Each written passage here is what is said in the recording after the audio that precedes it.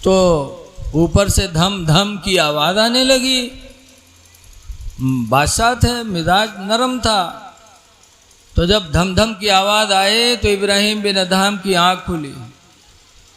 कहा, कौन है मेरे महल के ऊपर धम धम करने वाला? तो ऊपर से आवाज़ दिया कि इब्राहिम बिन अदहम, मेरा घोड़ा गुम हो गया, मैं अपना घोड़ा तलाश कर रहा हूँ। तो इब्राहिम बिन अदहम कहते, पागल हो गया है? घोड़ा गुम हुआ है तो खेत में जा तलाश कर, जंगल में तलाश कर, शाही महल की छत पर तेरा घोड़ा मिलेगा। बताओ भैया, भैंस हेरा जाए तो छत पर ढूंढियो कोई के। अरे कुछ बोलो यार, ताकि मालूम हो कि आप समझ रहे हैं कि नहीं समझ रहे हैं। भैंस हेराएगी, गुम होगी तो हम खेतों में तलाश करेंगे, किसी की छत पे थोड़ी तलाश करेंगे। इब्राहिम बिन अदहम कहते, पागल हो गया है? घोड़ा गुम हो गया है तो किसी खेत और जंगल में तलाश कर। तो ऊपर से फिर आवाज आई, इब्राहिम बिन अदहम, अगर घोड़ा को तलाश करने के लिए मुझे खेतों और जंगलों में जाना पड़ेगा तो इब्राहिम सुन लो कि अगर मेरा घोड़ा तुम्हारी शाही महल के छत पे नहीं मिल सकता तो सुन लो, तुम्हारा खुदा भी तुमको इस शाही बिस्तर पे नहीं मिल पाएगा। क्या बात। तुम शाही महल में रहकर खुदा को तलाश कर रहे हो। ए इब्राहिम बिन अदहम, अगर खुदा की तलाश करना है तो शाही महल छोड़ो, मस्जिदों में जाओ, इबादत करो। इबादत के जरिए खुदा तुमसे करीब होगा। जैसे घोड़ा मेरा नहीं मिल सकता, वैसे तुम्हारा खुदा भी तुमको मिल नहीं सकता। इब्राहिम बिन अदहम सुबह तक रोते रहे और सुबह हुए, बलक के लोगों को जमा किया। कहा, जिसको बादशाह बनाना हो बनाओ, मैं बादशाही से इस्तीफा देता हूँ। कहा, क्यों? कहा, अब मुझे उस जगह जाना है जहाँ मेरा खुदा मुझसे करीब हो जाए। और छोड़ दिया सल्तनत, बलक के जंगल में गए, गुजारा करने लगे। वो इब्राहिम बिन अदहम का बयान है कि एक दिन सुबह के टाइम वो रोने लगे और इतना रोए कि पड़ोसियों को लगा कि उनके घर में कोई मैयत हो गई। मरने धरने वाले रोने की आवाज़ अलग थलग होती कि नहीं होती? लोग जमा हो गए, सबरे इब्राहिम के यहाँ कोई मर गया, इब्राहिम के यहाँ कोई मर गया। पूरा गांव, पूरा शहर लोग जमा हो गए। कहा, कौन मर गया इनके यहाँ? और रो रहे हैं। जाके पूछा कि इब्राहिम बिन अदहम, किसका इंतकाल हो गया? कहा, किसी का नहीं। कहा, अरे बताओ कौन मरा? लड़का मरा कि बीवी मरी कि भाई मरा? कौन मरा? इब्राहिम बिन अदहम कहते हैं, लोगों, मेरे घर में किसी की मैयत नहीं हुई है। खुदा की कसम, अगर मेरे घर में मेरी औलाद मरी होती तो मैं न रोता, मेरी बीवी मरती तो मैं न रोता। लेकिन आज मेरी नमाज फजर छूट गई है, जिसकी वजह से मैं अल्लाह की बारगाह में शर्मिंदा होकर रो रहा हूँ। ये अल्लाह वाले थे कि फजर छूटती थी तो रोते थे, और आज हम सीना पीट के आशिक़े रसूल का दावा करते हैं और नमाजें हमारी छुटी है। हम नमाज छोड़कर नबी से मोहब्बत कर सकते हैं? कभी नहीं। हुजूर फरमाते, जुइलत कुर्रतु ऐनी फिस्सलाह, मेरे आँखों की ठंडक नमाज में है। जब उम्मती नमाज पढ़ता है तो मुझे ठंडक नसीब होती है। लिहाजा ये लोगों, अपने नबी से मोहब्बत करो। मोहब्बत रसूल एक ऐसी नेकी है कि इंसान को ऐसा चमकाती कि क़यामत तक चमकता रहेगा। हज़रत अबू बकर, आज देखो दुनिया में जहाँ भी मस्जिदें हैं, जुमा के दिन हर इमाम मिंबर पे खड़े होकर खुतबा पढ़ते हैं और खुतबे में कहते हैं, अफ़ज़लुल बशरी बादल अंबिया, बित्तहक़ीक़ कि नबियों के बाद इंसानों में सबसे बेहतर अबू बकर हैं।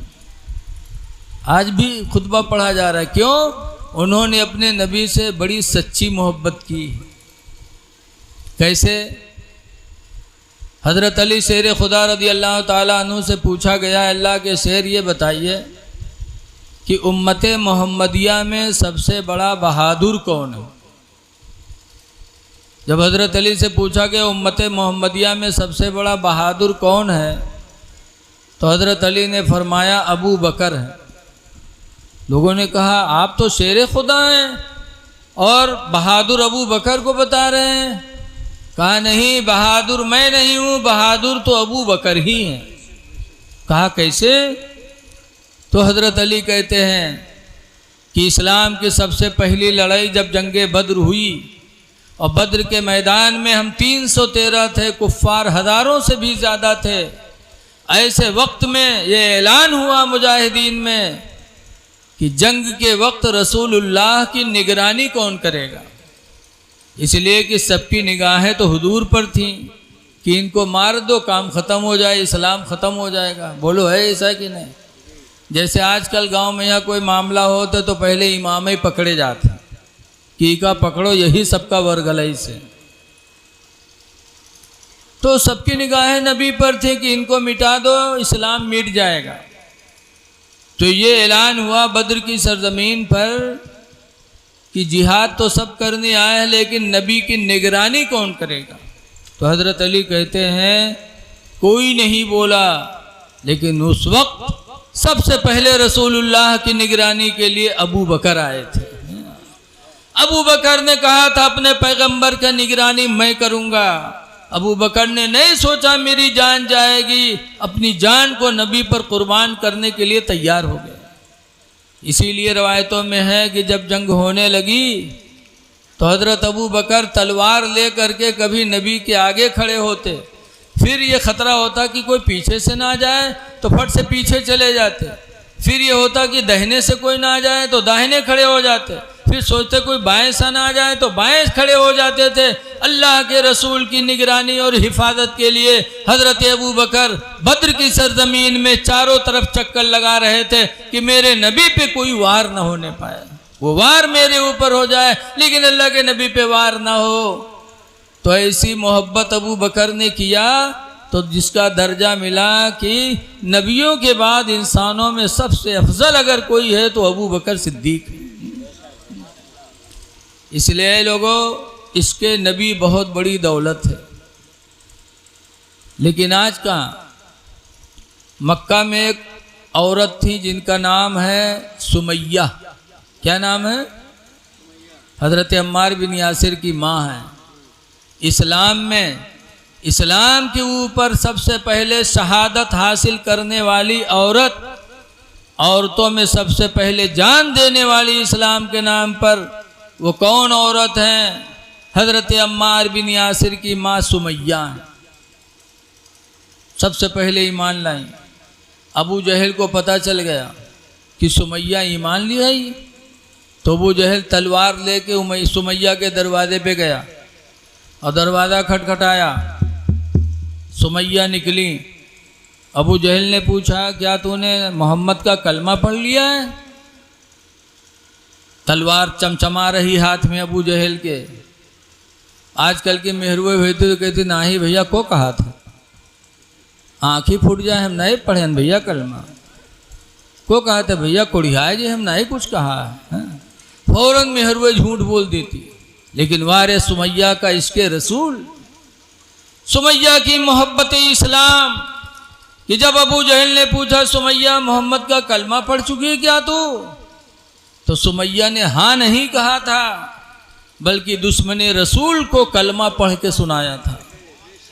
जब कहा क्या कलमा पढ़ चुकी है, तो सुमैया ने कहा था अशहदु अल्ला इलाहा इल्लल्लाह, मैं गवाही देती हूँ कि अल्लाह एक है, व अन्ना मुहम्मदन अब्दुहु व रसूलुहु, और मैं गवाही देती हूँ कि मोहम्मद अल्लाह के रसूल हैं। जैसे सुमैया ने गवाही दिया, अबू जहल ने तलवार मारा, पेट पे तलवार लगी, उमैया फौरन गिरी सुमैया और शहीद हो गई। इस्लाम के नाम पर, रसूल के नाम पर सबसे पहली शहादत लेने वाली एक इस्लामी खातून है जिसका नाम है सुमैया। लेकिन आज हमारी माँ बहनों को कलमा याद नहीं। मुसलमान के घर में रहती कलमा याद नहीं। अगर सिखेबो करो, कहो पढ़ो ला इलाहा इल्लल्लाह, तो कहें ले जबाने न तुरी है कि कहूँ याद ना हुई है? और दुनिया के ढकोसला ले लो, ढोल दे दो, पूरी रात गम कही है। आ जाओ आंगन माल्ला मुझे, सोने के थाला में जौना परोसे, और पूरी रात गुजार देंगे। अल्लाह जाने कौन किताब इनका मिल गया है? ऐ मेरी माँ बहनों, अल्लाह ने ज़बान दिया है तो इस ज़बान से वो बातें न कहो जो झूठी हों।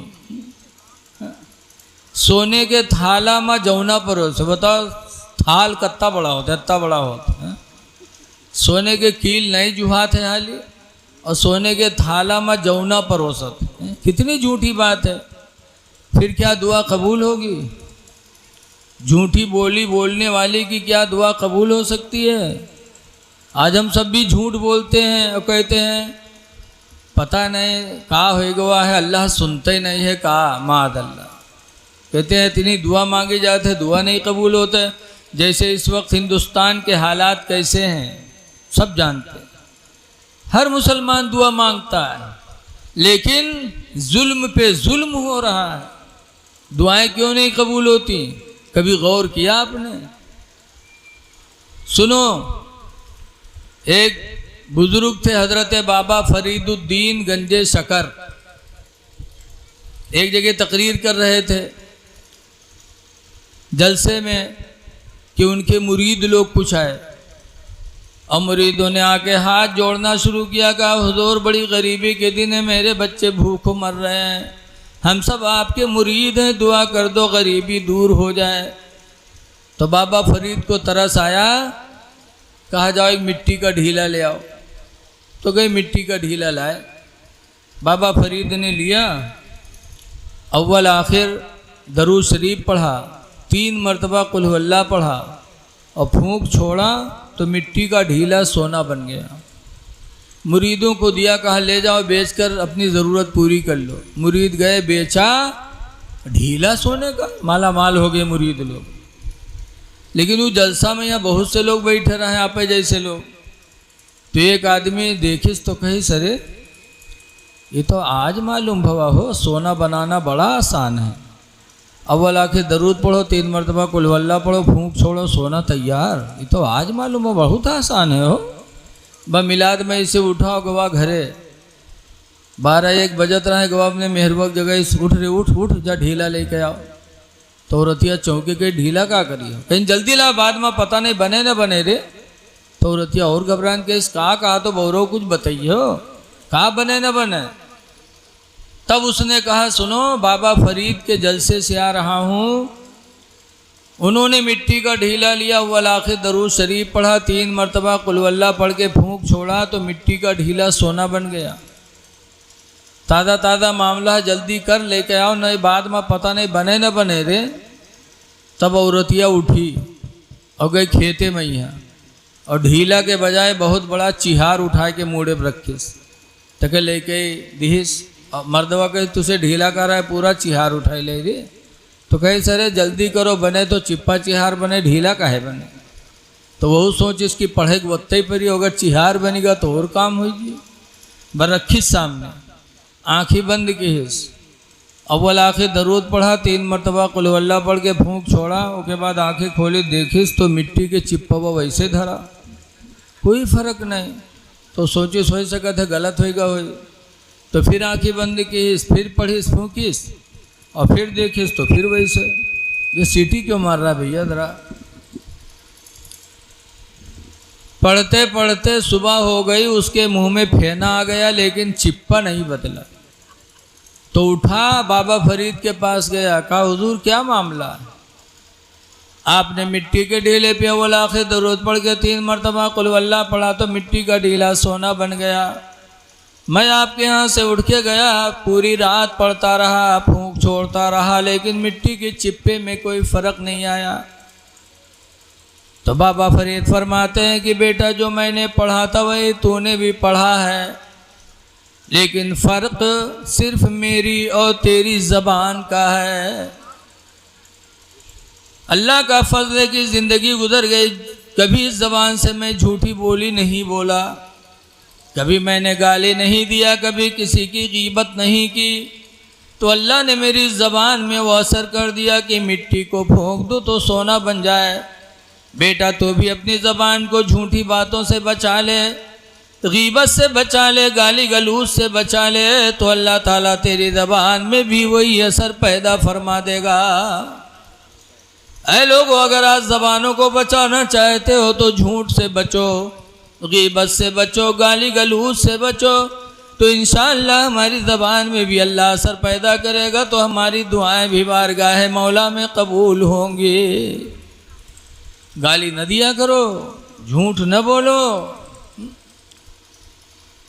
मेरे पैगंबर दुनिया में आए, कुरान कहता लक़द कान लकुम फ़ी रसूलिल्लाहि उस्वतुन हसना, यकीनन रसूल की ज़िंदगी तुम्हारे लिए नमूने अमल है। नबी की ज़िंदगी को देखो और अपनी ज़िंदगी बनाने की कोशिश करो। रसूलुल्लाह सल्लल्लाहु अलैहि वसल्लम की ज़िंदगी क्या है, आप सीरत की किताबों में भी पढ़ते हैं कि हुज़ूर सल्लल्लाहु अलैहि वसल्लम ने फरमाया, अन अबी हुरैरा क़ाला क़ाला रसूलुल्लाह, हज़रत अबू हुरैरा से रवायत है, फरमाते अल्लाह के रसूल ने इरशाद फरमाया, ला तहस्ससो, हुज़ूर फरमाते हैं लोगों किसी को ऐब न लगाओ, ला तहस्ससो, किसी को ऐब न लगाओ, वला तजस्ससो, और किसी के अंदर ऐब तलाश न करो। ढूंढो ना, आज तो हम लोग दूसरे की ऐबें ढूंढा जाते। हुज़ूर फरमाते ला तजस्ससु, किसी के अंदर ऐब तलाश न करो, वला तहासदु, और हसद न करो, वला तबागजु, और आपस में बुग़्ज़ न रखो, वकुनु इबादल्लाहि इख़वाना, और ऐ अल्लाह के बंदो तुम आपस में भाई भाई बन जाओ। तो नबी की ज़िंदगी हमारे तुम्हारे लिए नमूने अमल है। इसलिए एक और पहलू देखो, हुजूर के निकाह में कितनी बीवियां थी? अरे यार कुछ बोलो, आप लोग घबरा गए हो। और बस मैं 1 घंटा पूरा होने वाला, मैं अपनी तकरीर ख़त्म करने वाला हूँ, चूँकि मेरे बाद मुल्क के बहुत बड़े बड़े शायर स्टेज पर मौजूद हैं।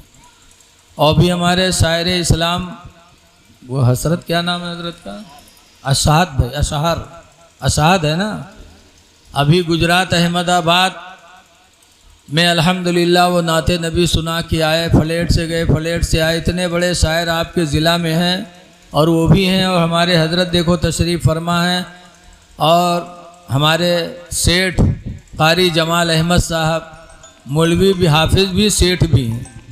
भाई जिसके सपा सोना चांदी ढेर हो, सेठ नहीं तो और का है। सेठ भी हैं, हाफिज़ भी हैं, और अल्लाह ने आवाज़ भी दी है, नाते नबी भी बहुत अच्छी पढ़ते हैं। मुझे सुबह पढ़ाना था इसलिए मैं जल्दी बैठ गया।